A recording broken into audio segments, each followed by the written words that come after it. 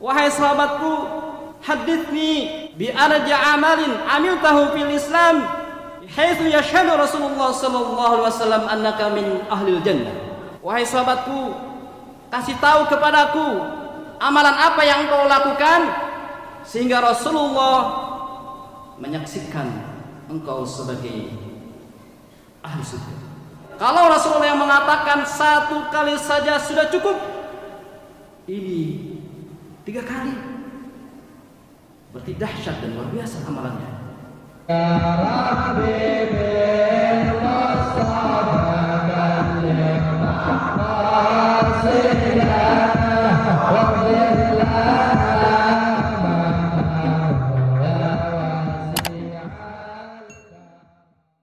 Alhamdulillahi rabbil alamin wal 'aqibatu lil muttaqin wala udwana illa 'alal zalimin. Asyhadu an la ilaha illallah wahdahu la syarika al malikul haqqul mubin wa asyhadu anna sayyidana Muhammadan 'abduhu wa rasuluhu as-sadiqul wa'dil amin. Allahumma salli wa sallim ala sayyidina wa habibina wa syafi'ina wa qurrati a'yunina sayyidina wa maulana Muhammadin sallallahu alaihi wasallam wa ala alihi wa ashabihi wat tabi'in wat tabi'in lahum bi ihsanin ila yaumiddin. Amma ba'd.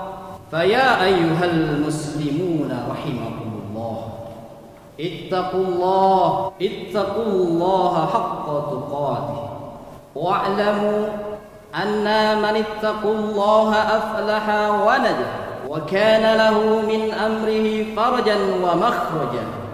Faqala tabaraka wa ta'ala wa man yattaqillaha yaj'al lahu makhrajan wa yarzuqhu min haitsu la yahtasib wa man yatawakkal 'ala Allah fa huwa hasbuh. Innallaha balighu amri qad ja'ala Allahu li kulli syai'in qadra. Shadaqallahul 'azim wa ballagha Rasulullah sallallahu alaihi wasallam. Ma'asyiral muslimin, jamaah salat Jumat rahimakumullah. Ketika para ulama ditanya tentang sosok kepribadian Nabi Muhammad sallallahu alaihi wasallam, ulama menjawab, anta badr.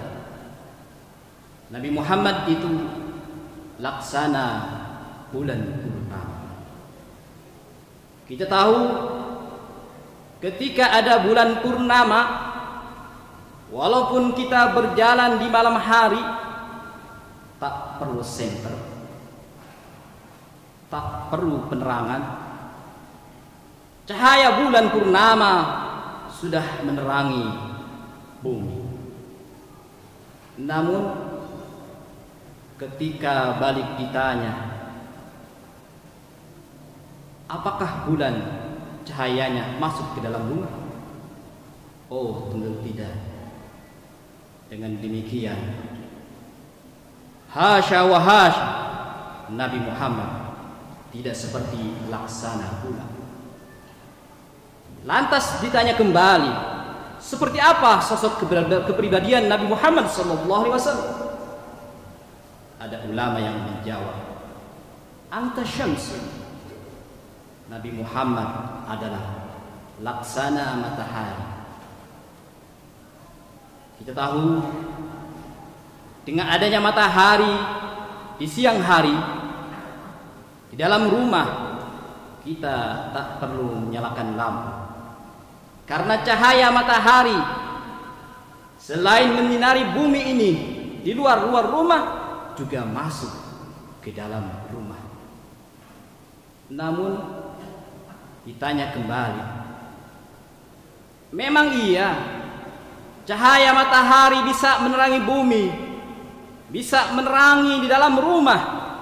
Namun ketahuilah bahwa cahaya matahari tidak bisa menerangi penghuni.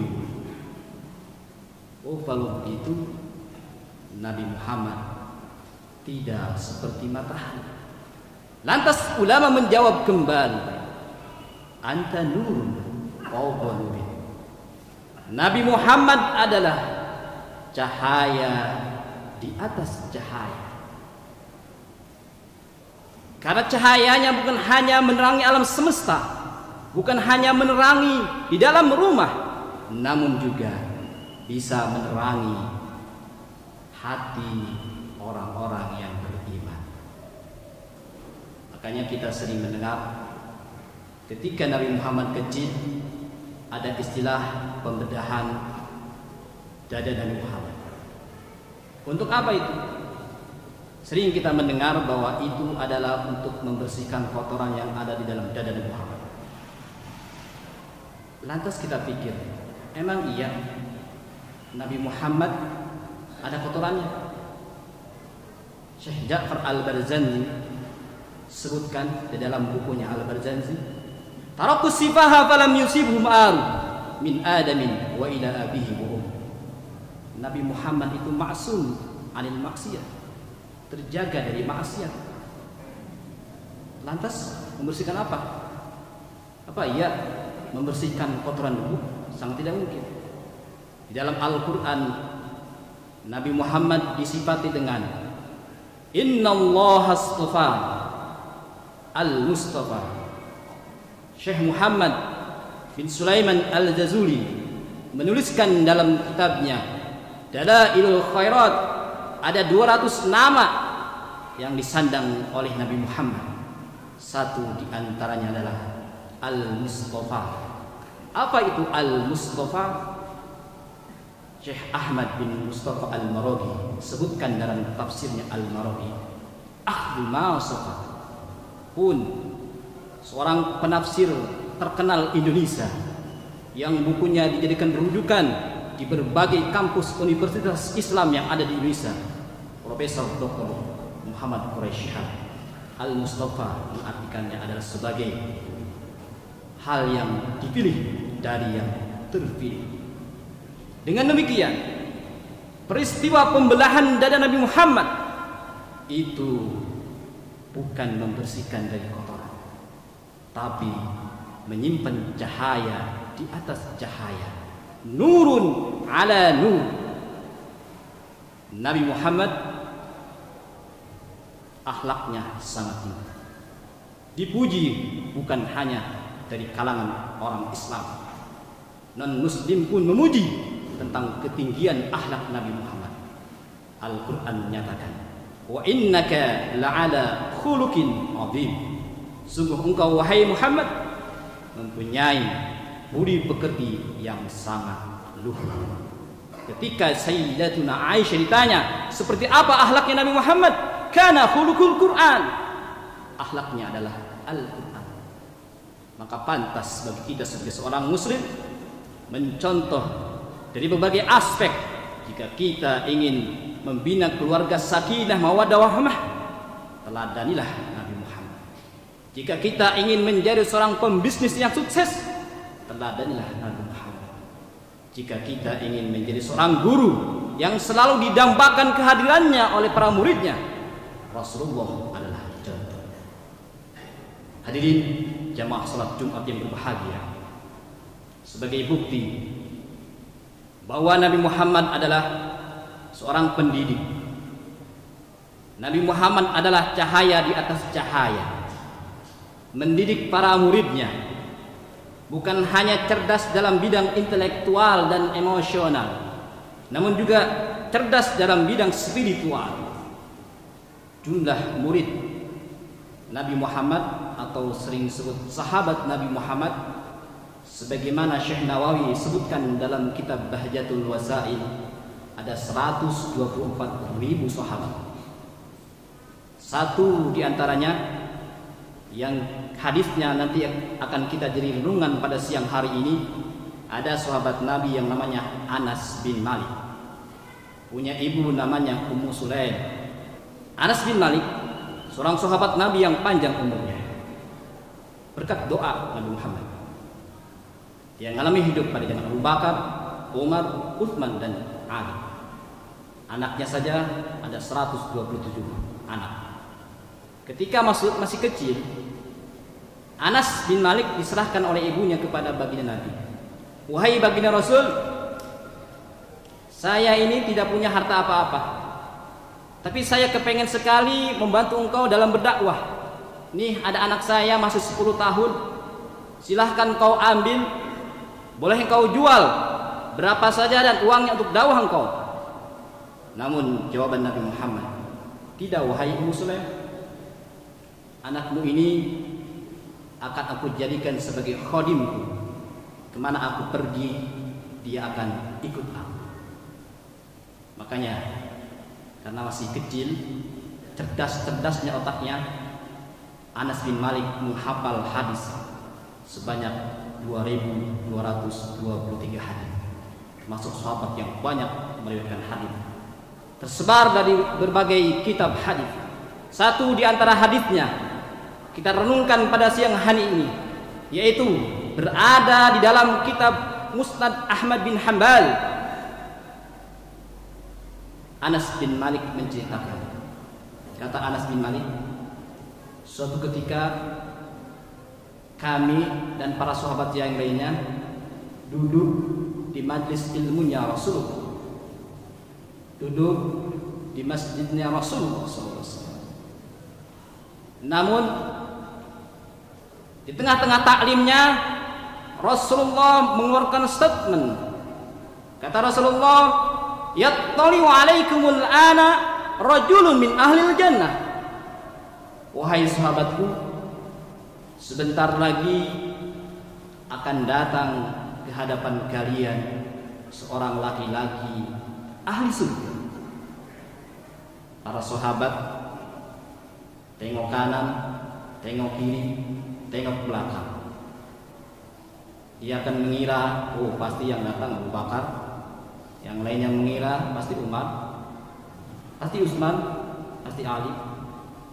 Namun ternyata yang datang seorang laki-laki, wajahnya masih basah dari air wudhu, jenggotnya sudah mulai memutih. Datang dengan menjinjing sendalnya, duduk di majlisnya Rasulullah. Para sahabat mengira, oh kebetulan aja kali ini. Namun fi yaumil tsani, pada hari berikutnya dalam majlis yang sama, Rasulullah pun mengeluarkan statement, yattali'u alaikumul ana rajulun min ahlil jannah. Akan datang ke tengah-tengah kalian ini seorang laki-laki calon ahli surga.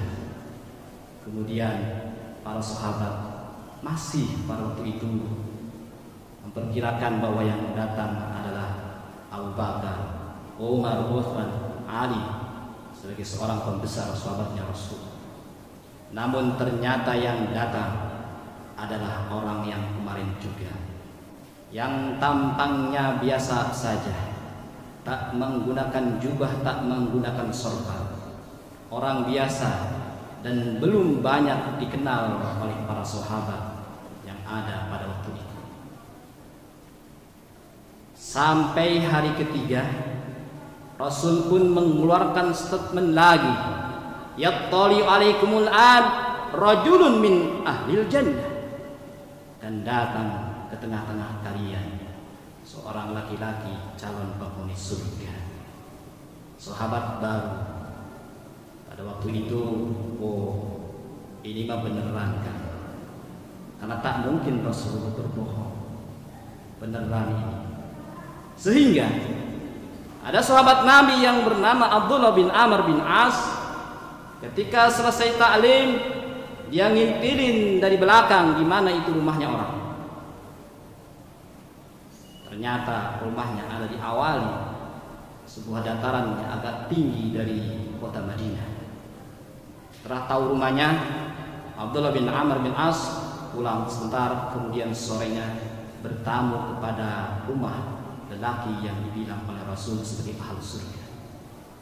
Wahai Tuhan, saya ini Abdullah bin Amr bin As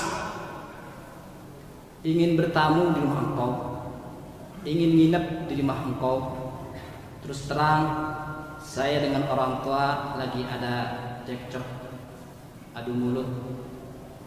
Sebagai penenangan diri saya, hati saya, mohon kiranya engkau menerima saya nginep di rumah engkau barang 3 hari.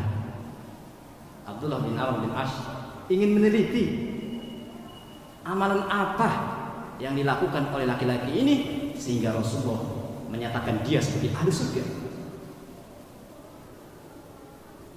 Kata si pemilik rumah, marhaba, silahkan. Namun engkau perlu ketahui bahwa rumah saya ini SSS, rumah sangat strategis, kemana aja dekat, tipe 21, samping 3 meter, belakang 7 meter, ke kamar mandi dekat, ke dapur dekat, ke kamar dekat, ke ruang tamu dekat. Tempat kalau kemana mendekat kan strategis. Dipersilahkan oleh laki-laki itu. Abdullah bin Amr menginap. Datang malam hari, Abdullah bin Amr bin As karena sudah terbiasa sholat tahajud. Ternyata laki-laki ini tidak sholat tahajud. Mulai bingung Abdullah bin Amr bin As. Ini gimana ya? Kata Rasul ahli surga, tapi malam hari tidak sholat tahajud. Nah, mungkin kecapean kan? Kemudian di siang hari Abdullah bin Amr bin As karena sudah terbiasa melaksanakan sholat duha, dia sholat duha. Namun orang itu malah ke ladang. Dan hari berikutnya karena hari Kamis, ada sunnah puasa Kamis, Abdullah bin Amr bin As, seorang sahabat Nabi yang rajin puasa, beliau puasa Senin Kamis. Namun orang itu malah sarapan pagi. 3 hari nginep di orang itu, Abdullah bin Amr bin As tidak menemukan amalan spesial yang dikatakan oleh Nabi di rumah itu dia sebagai ahli surga. Timbul penasaran dalam hatinya, apa amalan orang ini sehingga Rasulullah berani mengatakan dia ahli surga. Kalau Rasulullah yang mengatakan 1 kali saja sudah cukup, ini 3 kali, berarti dahsyat dan luar biasa amalannya. Sudah 3 hari, karena ada pas salah ayam, adat kita bertamu itu maksimal 3 hari. Kalau ada orang yang bertamu 3 hari belum pulang-pulang, tinggal kita tanya, kamu mau ngontrak bulanan, mingguan atau tahunan? Kita pun sebagai seorang muslim tentunya harus mengetahui, jangan sampai ke rumah teman lebih dari 3 hari. Ada pun dia apa? Salah ayam. Kemudian karena sudah 3 hari Abdullah bin Amr bin As pengen pamitan.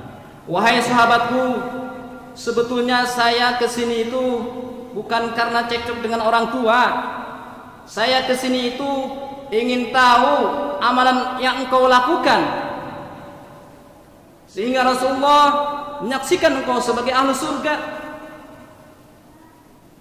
Wahai sahabatku, haditsni bi arja amalin amiltahu fil Islam bihaitsu yashhadu Rasulullah sallallahu alaihi wasallam annaka min ahlil jannah. Wahai sahabatku, kasih tahu kepadaku amalan apa yang engkau lakukan sehingga Rasulullah menyaksikan engkau sebagai ahli surga. 3 hari aku nginap di rumah engkau, aku tak temukan amalan spesial yang kau lakukan. Engkau tak salat duha, tak salat tahajud, puasa Senin Kamis. Apa amalan spesialmu? Jawab laki-laki itu, benar wahai sahabatku, apa yang kau katakan. Aku ini dalam berislam sedikit demi sedikit aku lakukan sesuai kemampuan. Kalau engkau melihat aku tak sholat tahajud, tak sholat duha, tak puasa Senin Kamis, itu benar adanya. Seperti itulah aku. Namun aku seorang pribadi yang ingin memperbaiki diri. Tolong doakan agar aku juga bisa seperti engkau yang sudah lama mengenal Islam dan sudah mampu mengerjakan ibadah yang bukan hanya sholat fardu, tapi sunnah-sunnahnya dilaksanakan. Selama ini memang ibadahku baru pas bandrol. Sholat 5 waktu, puasa Ramadan, zakat pun aku belum mampu, haji pun aku belum mampu. Namun sedikit demi sedikit aku amalkan Islam. Kata Abdullah bin Amr bin As, pasti kau punya amalan spesial. Aku masih penasaran. Ya seperti itu amalanku. Ketika Abdullah bin Amr bin As mau pulang, tak membawakan hasil, tepuk dadanya. Kemudian laki-laki itu mengatakan, wahai sahabatku, aku itu sholat 5 waktunya pas bandrol, puasanya saja. Namun saya ini semenjak masuk Islam tak pernah sedikit pun hasud kepada orang lain. Abdullah bin Amr bin As baru terperanjat. Inilah amalan engkau yang membuat Rasulullah menyaksikan bahwa engkau adalah sebagai ahli surga. Baru Abdullah bin Amr bin As pulang. Ternyata hikmah yang dapat kita petik dari sekelumit hadis yang diriwayatkan oleh Imam Ahmad bin Hanbal dalam kitabnya Musnad Ahmad bin Hanbal. Hadis tadi paling tidak memberikan kabar gembira kepada kita. Yang pertama, kalau Allah kita sekarang masih belum mampu sholat tahajud, masih belum mampu puasa Senin Kamis, ada jaminan dari Rasulullah.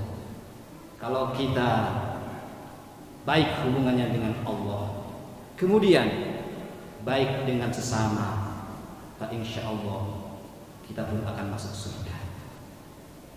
Namun jauh yang lebih baik lagi adalah yang sholatnya pas bandrol saja sudah dijamin oleh Allah untuk masuk surga. Lantas bagaimana kalau orang itu baik hubungannya dengan Allah, puasanya rajin, sholat tahajudnya rajin, pun baik hubungannya dengan sesama manusia sangat luar biasa. Yang kedua, dari hadis ini betul di awal tadi saya katakan bahwa Rasulullah SAW itu mendidik para sahabatnya, mendidik para muridnya, bukan hanya cerdas dalam bidang intelektual, bukan hanya cerdas dalam bidang emosional, tapi juga cerdas dalam bidang spiritual. Lihat laki-laki ini, walaupun belum lama masuk Islam, tapi dia mampu mengendalikan hatinya untuk tidak hasud. Ketahuilah bahwa penyakit hasud adalah penyakit hati yang sangat berbahaya. Baginda Rasul wanti-wanti kepada kita semua, iyyakum wal hasad, fa innal hasad ta'kulul hasanat kama ta'kulun narul khotobat. Waspadalah oleh kalian terhadap sifat hasud.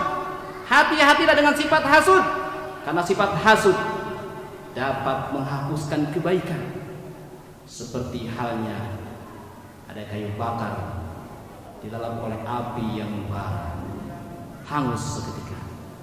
Ibarat kata ada orang sejak awal menikah dia mengumpulkan uang, setiap hari kumpulkan tuh uang selama 15 tahun, ternyata uang itu tercukupi untuk membangun rumah.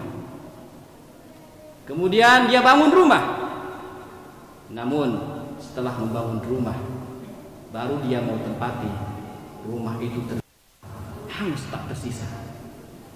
Makanya Imam Al-Ghazali Kitab Minhajul Abidin, beliau tegaskan, apabila ada orang yang rajin sholat tahajudnya semalam, tak luput dari 100 rakaat tiap malam. Namun di malam ke-15 tahunnya dia ada hasud, ada iri, ada dengki kepada sahabatnya, amalannya itu hasud. Beliau Imam Al-Ghazali katakan demikian. Apa itu hasud? Apa itu iri? Apa itu dengki? Bahasa sederhana saya, hati orang lain susah dan susah melihat orang lain senang. Untuk itu, mari kita perbaiki kualitas ibadah kita. Bukan hanya sekedar rajin sholat 5 waktu, bukan hanya sekedar rajin sholat tahajud, tapi ibarat pohon kita harus kuat akarnya. Itulah tauhid. Dahannya bagus, namun terpenting kalau kita nanam pohon, haruslah pohon itu berbuah dan buahnya itu dapat dimanfaatkan oleh orang-orang sekitar kita. Kita ibadah salat 5 waktu. Pada hakikatnya inna sholata tanha 'anil fahsya'i wal munkar. Agar kita tercegah dari sifat munkar dan kemaksiatan.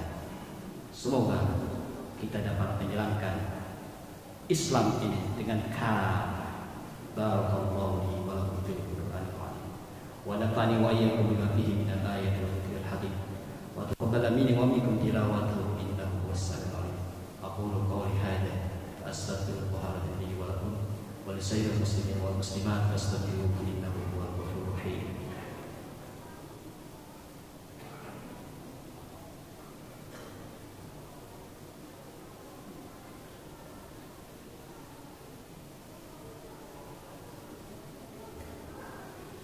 Alhamdulillahilladzi hadana li hadza wa ma kunna linahtadiya lawla an hadana Allah. Asyhadu an la ilaha illallah wahdahu la syarika lahu wa asyhadu anna sayyidana Muhammadan abduhu wa rasuluhu la nabiyya ba'dahu. Amma ba'd, fa ya ayyuhal muslimuna rahimakumullah. Ittaqullaha haqqa tuqatih ولا تموتن إلا وأنتم مسلمون. فقال تعالى إن الله وملائكته يصلون على النبي يا أيها الذين آمنوا صلوا عليه وسلموا تسليما. اللهم صل وسلم على سيدنا محمد وعلى ال سيدنا محمد كما صليت على سيدنا ابراهيم وعلى ال سيدنا ابراهيم وبارك على سيدنا محمد وعلى ال سيدنا محمد كما باركت على سيدنا ابراهيم وعلى ال سيدنا ابراهيم. وارض اللهم عن الأئمة الخلفاء الراشدين أبي بكر وعمر وعثمان وعلي وعن بقية الصحابة والخلفاء والتابعين والتابعين وأن معهم بإحسان إلى يوم الدين. اللهم اغفر للمؤمنين والمؤمنات والمسلمين والمسلمات الأحياء منهم والأموات إنك سميع قريب مجيب دعوات ويا قاضي الحاجات. ربنا اغفر لنا ولإخواننا الذين سبقونا بالإيمان ولا تجعل في قلوبنا غلا للذين آمنوا ربنا إنك رؤوف رحيم. عباد الله إن الله يأمر بالعدل والإحسان وإيتاء ذي القربى وينهى عن الفحشاء والمنكر والبغي يعظكم لعلكم تذكرون. فاذكروا الله الذي يذكركم واشكروا على نعمه يزدكم واسألوا من فضله ولذكر الله أكبر.